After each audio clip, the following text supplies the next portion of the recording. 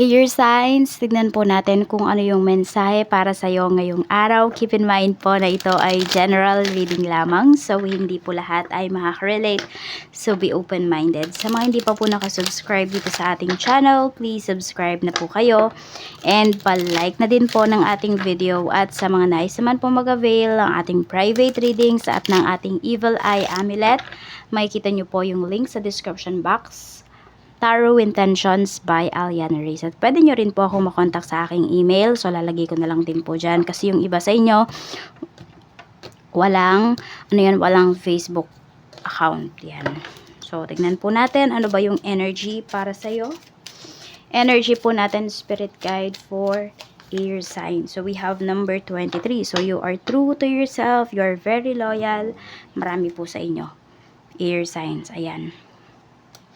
So, mga tamang tao, yung mga nakakasama ninyo these days, yung mga nakakasalamuha po ninyo. Ayan. At nakikita ko rin dito, maraming mga tao na concern talaga po sa inyo, mabait talaga sa inyo. At kayo rin naman, ganun din yung binibigay ninyo na energy towards sa ibang tao. Check natin pagdating po sa bahay. So, we have number 31. At meron tayo ditong number 11. So, nakikita ko kasi pwedeng marami sa inyo air signs. Pwedeng nasa ibang lugar, nasa ibang bansa yung iba sa inyo or mga family members po ninyo kung hindi man kayo to. So, parang may pag-uusap dito about sa properties o kaya kung it's either magbebenta ng property, paghahatian yung property or bibili ng property. Yun yung nakikita ko dito. Ayan, so mapagkakasunduan nyo naman po ito. Pag-usapan na lang talagang mabuti. Nandun naman na na happy naman po kayo sa family life po ninyo. Wala naman masyadong toxic dito ngayong araw. Tingnan natin pagdating sa friends, we have 13. Ayun pala, wala sa family mo yung toxic, wala sa family mo yung some of you hindi naman lahat yung mga negatibong tao kung hindi nasa mga kaibigan mo. So, ingat-ingat ka dito. Ayan nga. Sila yung nambablock sa'yo sa mga positive energies na maaari pang dumating sa life mo. Yung mga blessings, nabablock yan ng mga kaibigan mo. Meron din dito, pinaplastic ka lang talaga, air signs. Check naman po natin sa love life. Kamusta naman po ang love life, Spirit Guide? Sa love life, we have Joker. So, meron dito, pwedeng kakahiwalay nyo lang po. Ayan. We have number 12. Okay, meron naman dito na byuda or na byudo. So, nandun yung mga worries po ninyo kung sa tingin mo magiging mabuting parents ka ba or magiging mabuting parent ka ba sa anak mo. Tapos, meron din ako nakikita dito, maaring yung iba po sa inyo is meron dito nakipagrelasyon sa same sex. Ayan. Yan po yung pinapakita dito. Para nakikita ko kasi dito, parang doon yung nakita yung yung concern talaga. Ayan po. At hindi lang concern sa inyo, pati kung meron na nga po kayong anak, concern din sa mga anak po ninyo. So, tignan natin. Kung kayo naman po ay wala pang relationship ngayon, so sinasabi kasi dito, pahinga nyo muna yung puso ninyo. Some of you, pwedeng hindi pa kasi talaga kayo nakaka-move forward, hindi pa kayo totally healed. Kaya nilalayo muna kayo sa mga tao, pwedeng nilalayo muna kayo ng universe sa outside world. Mag-focus daw muna kayo sa inyong sarili. Sa kaperahan naman, we have number 40. At meron tayo dito number 45. So, ayan. Pwedeng ito magnanay, pwedeng din mag-asawa. Or pwede rin magkapatid. So, kung ano man tong mga pinagkakakitaan po ninyo or kung sino man tong makakasama mo, talaga magiging swak yung energy po ninyo at may success na paparating sa inyo. Hindi ko alam kung meron dito nagbabalak na mag-business, okay na okay daw po yan. Sabi sa inyo ni universe. Mag-grow talaga kayo dito. Yung iba sa inyo, pang-business po talaga. Air signs. Marami sa inyo dito pang business talaga kayo. Di ba kasi may mga tao talaga na pang business, meron naman mga tao na pang work talaga sila. Yung tipong kahit ano yung pasukin nila na business, kahit pag-aralan pa nila, hindi talaga nagwo-work para sa kanila. Pero pag sa career, ayan, nagbo-bloom talaga at nagpo-prosper yung inyong career. Kaya piliin nyo din kung saan ba talaga kayo lulugar. Kasi minsan, di ba, pag pinipilit natin yung isang bagay, mas lalo tayo nagiging distracted. So, check po natin pagdating naman po sa ito ay about sa love life mo, money, Sa career naman, sa career we have number 35. Tapos meron tayo ditong number 30. So, meron kasi dito, maaaring patapos na yung inyong kontrata. Ayan.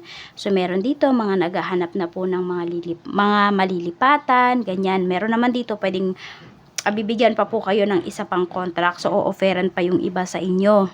Kaya lang parang kailangan mo talagang ipakita na deserve mo yung another contract na yon. So, kailangan patunayan mo pa yung iyong sarili. Yun yung pinapakita dito. So, yun yung kailangan mo talagang gawin. Patunayan mo yung sarili mo. Na deserve mo pa na magstay dito. Pero kung you feel na toxic na dito sa trabahong ito, bakit magstay ka pa? Hanap ka ng ibang opportunities kasi nakikita ko rin, marami pang opportunities, marami pang trabaho na pwede mong pasukan. Yung iba lang sa inyo, natatakot kayo na parang umalis dyan kasi sa comfort zone po ninyo. Kasi nasanay na kayo dyan sa trabaho na yan Kaya, so tignan naman po natin pagdating naman po sa inyong negosyo. Sa negosyo, we have number 3. So, meron nga dito, because of your business, makakabili po kayo ng bahay or makakapagpatayo kayo ng bahay. Ayan dito talaga kayo unlad. Meron talaga mga air signs na pang business po talaga. Okay, ayan success talaga yung paparating para sa inyo pagdating dito sa business ninyo. Kaya pag-aralan nyo pa ng pag-aralan yung business ninyo. Huwag kayong magsasawa dito sa business na ito kasi ito po yung magpapayaman sa inyo. Ito yung magpapaunlad sa inyo. Siguro ngayon, yung iba sa inyo kung nagsisimula pa lang kayo or mahina yung benta ninyo, huwag kayong mag-alala, lalakas yan. Alagaan nyo lang po. Huwag huminto kapag, kapag ano yung tawag doon? Yung pag matumal ba yung benta, huwag kayo kagad huminto. Kasi normal po yun sa business, yung matumal. Normal yun. Ang hindi normal ay yung kapag matumal, suko kayo kaagad. Gawa kayo ng mga business strategies. Kaya mas maganda alam nyo talaga yung pinapasok ninyo na business. Check natin ano po yung advice sa'yo ni Universe. Reminder sa'yo ni Universe ngayong araw na ito. Reminder po natin for air signs. Gemini, Libra, Aquarius, Sun, Moon, Rising, and Venus. Ego. So, ayan. Ibaba daw ang pride. Sabi dito, the illusion of being trapped. Placing too much importance on material items. Getting caught up in a fear and worry. Ito yun, pagdating sa career. Diba? You feel na trap ka na dyan. You feel na wala ka nang ibang pupuntahan. Pero totoo, malawak ang mundo. Malawak ang industry na pinasukan mo. Mayroon ka pang mahahanap at mahahanap. So, wag daw kayong matakot dito. Yun yung sinasabi ni Universe. At kung kailangan nyo daw magbaba ng pride, ibaba nyo po yung pride niyo. Wag kayong mag-focus sa material things. Okay?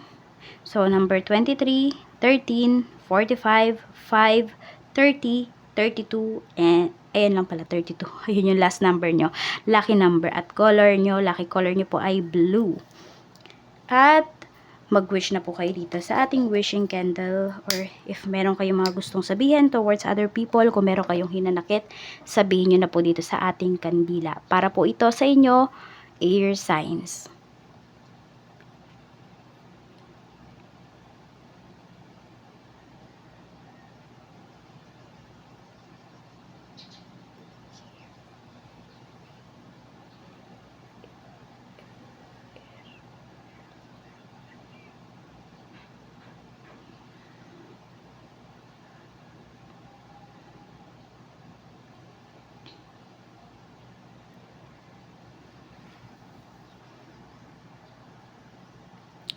Maraming salamat po sa walang sawang pagsuporta ninyo dito sa aking channel.